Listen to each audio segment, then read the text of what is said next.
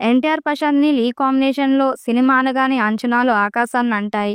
KGF, Salaar సినిమాల తర్వాత ప్రశాంత్ నీల్ చేస్తున్న సినిమా కావడం ఒకటైతే, ఇది ఆయన డ్రీమ్ ప్రాజెక్ట్ అవడంతో టైగర్ ఫ్యాన్స్ ఈ సినిమాపై భారీ అంచనాలు పెట్టుకున్నారు.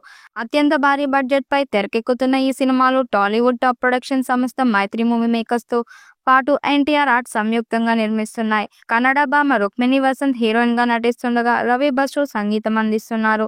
ఈ సినిమాను 2026 సంక్రాంతి కానుకగా రిలీజ్ చేస్తామని పూజా కార్యక్రమాలు నిర్వహించిన రోజు ప్రకటించారు మేకర్స్. కానీ అనుకోని కారణాల కారణంగా షూటింగ్ వాయిదా పడుతూ వస్తుండడం, మధ్యలో వార్ 2కు ఆగస్టులో ప్రమోషన్స్ కోసం డేట్స్ ఇవ్వాల్సి ఉండటం వంటి కారణంగా ఈ సినిమా సంక్రాంతికి రాదు అనే వాదనలు వినిపించాయి. ఆ వాదనలకు తెరదించుతూ న్యూ రిలీజ్ డేట్‌ను ప్రకటించారు మేకర్స్.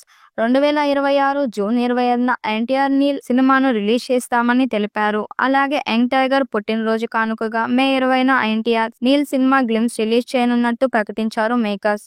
ప్రస్తుతం ఈ సినిమా షూటింగ్ శరవేగంగా జరుగుతుంది. వారం క్రితం యంగ్ టైగర్ ఈ సినిమా సెట్స్‌లో పాల్గొన్నారు. ఈ సినిమాకి డ్రాగన్ అనే టైటిల్ పరిశీలనలో ఉంది. 2025 జనవరి 3వ వారంలో మంగళూరులో ఫస్ట్ షెడ్యూల్ షూట్ స్టార్ట్ అయింది. కానీ ఆ షెడ్యూల్‌లో ఎన్టీఆర్ పాల్గొనలేదు.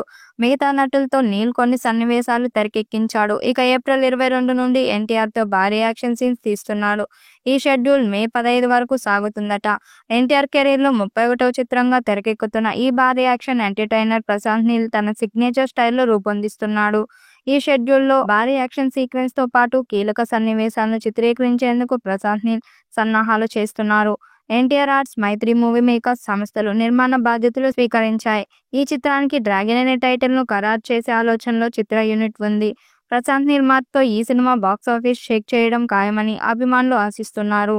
భారీ అంచనాలు ఉన్న ఈ చిత్రం 1000 కోట్లకు పైగా కలెక్ట్ చేస్తుందని భావిస్తున్నారు. మరి ఎన్టీఆర్ 31 ఎలాంటి రికార్డ్స్ క్రియేట్ చేస్తుందో చూడాలి.